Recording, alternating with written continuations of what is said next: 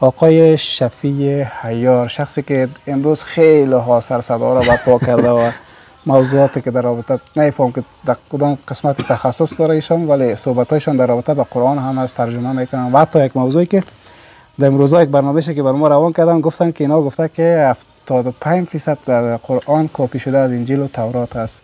نمیفهم در رابطه با اینا چی تحلیل داشتن، اینا چی شفیع صاحب خداوند برش یک استعداد داده، ولیکن استعداد خود بر غیر راه درست استفاده میکنه متاسفانه. یعنی به جایی که میای نظر میده یا به رشته که میخواد صحبت بکنی رشتهش نیست. اینجا نمیتونه به اصطلاح به معنای واقعی حق ادا کنه. به همون خاطر از پیشش اشتباه میشه دائم جنجال جور میشه، گاه وقتی به اصطلاح تا گناه مرتکب میشه چون طرز دیدش یا توهین میشه برای پیامبر صلی الله علیه و آله یا برای قرآن.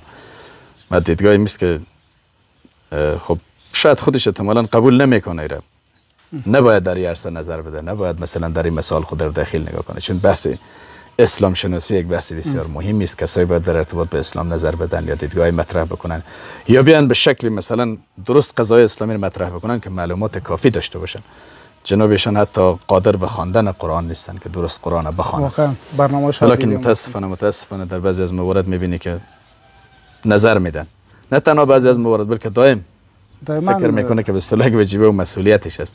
ما یک برنامه در مورد شراب داشتیم، بازی آمده بود به اصطلاح نظر داده بود که شراب حرام نیست در قرآن.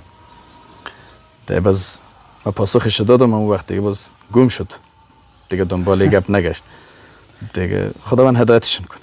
صحبت‌های داشتن در صفحات اجتماعی بیننده هم زیاد است و خیلی مردم به تشویش است. ببینید که شفیع عیار چی میگوید، ببینید که شفیع عیار چی میگوید، ولی ما فکر اینا بیشتر تلاش میکنن که از هان مردم رو مغشوش بسازن یا مثلا مردم رو دیدشان نسبت به اسلام بد بسازن یا مثلا تغییر بدن یا کلی مثال جنایات و تقصیر بیارن به گردن اسلام بیاندازن. یا مثلا در قرآن بیش شکی نیست که در قرآن آیاتی از تورات وجود داره، آیاتی از انجیل وجود داره، چون قرآن قسمتی از قرآن از گذشته برای ما بیان میکنه.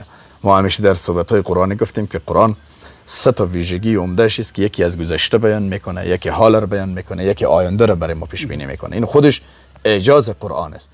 یعنی قرآن وقتی که از گذشته برای ما از موسی، از عیسی، از ابراهیم، از آدم، از نوح علیه السلام همه پیامبران برای ما بیان میکنه. خب طبعا قوانین شریعت اونها یا کتاب اونها، آیاتی که در تورات در انجیل بده بیان میکنه مثلا. ولی بی معنی نیست که اگر عیانا باشه هم کدام عیبی نداره که اگر قرآن از تورات هم قسمت از تورات در قرآن باشه یا از انجیل هم در قرآن باشه. انجیل هم کتاب خدا بوده، تورات هم کتاب خدا بوده و دین همه پیامبران اسلام بوده. کدام مشکلی وجود نداره در این قضیه اگر بالفرض را به عنوان یک نقد نگاه بکنن. و الله تبارک و تعالی هدایتشون کنه. ما گفتیم که این رشتهشون نیست. زمانی که یک کسی در یک بخش تخصص نداشته باشه پیشش خرابی میشه. واقعا. و همون خاطر میبینه که همیشه یک دور توهین میکنن، یک دور تعریف میکنن کسایی که با اون موافق هستن. موافق در نظر هستن. و یک چیزی که خیلی چیز اساس که امید نظر دادن در رابطه با دین خیلی مشکل است، به خاطر که یکی بحث نظر دادن است استاد عزیز، که بحث ادب است. من به این نظر هستم که بلو اگر طرفت یک مشرک باشه، یک ملحد باشه، هر کسی که باشه باید ادب رو باید رعایت بکنی. یک فردی که امروز مثلا بالاتر از 1 میلیارد چیزی کم 2 میلیارد انسان رو به عنوان رهبر قبول دارن، به او ایمان دارن، مال و جانش فدایش میکنن، نباید به شکل بسیار سبکی به او برخورد بشه. محمد اینطور کرد و محمد اینطور کرد علیه بالله. تو درست است، تو یعنی تو در حقیقت مثلا احترام به اعتقاد و باور 2 میلیارد انسان نداری، تو در حقیقت توهین به 2 میلیارد انسان میکنی. تو باید حداقل رهبرشان و حرمت بگذاری، حتی غیر مسلمان برای او حرمت میگذاره، در حالی که تو ادعای اسلامیت هم داری که مسلمان است. مسلمان هم است. واقعا جایگاه پیغمبر را ایجاب میکنه که باید احترام بشه و احترام کردن از جمله دستورات دین ما هست. واقعا نه تنها برای مسلمان بلکه برای غیر مسلمان. ما پیرو دینی هستیم که برای ما اجازه نمیده تا بت یک مشرک کرده و بزنیم. ولا تسبوا الذین یدعون من دون الله. چطور برای ما اجازه میده که برای کسی توهین بکنیم؟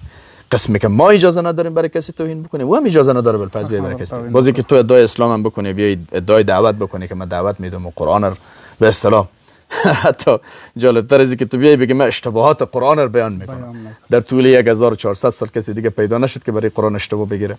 که تو آمدی امروز بگی بلا من اشتباهات قرآن، یه اشتباه خودت هستی، نقص خودت نشان میده. چون قرآن قدر بزرگ است، قدر قوی هست که تو وقت حرف میزنی اما ضعف تو رو نشان میده، تا چه جایی که برای قرآن تو بیای اشتباه ایجاد بکنی نمیتونی ایجاد کرد. چون نص سری قرآن میگه اگر انس و جن اجتماع بکنن، جمع بشن، بیان تمام قوت و نیرویشان صرف بکنن که مثل قرآن یک کتاب رو بیاورن، نمیتونن. یعنی قدر بزرگ و قوی است. بنان من این حیث یک جوان توصیه بریز که اگر صدای مرا شنید رشته نیست برام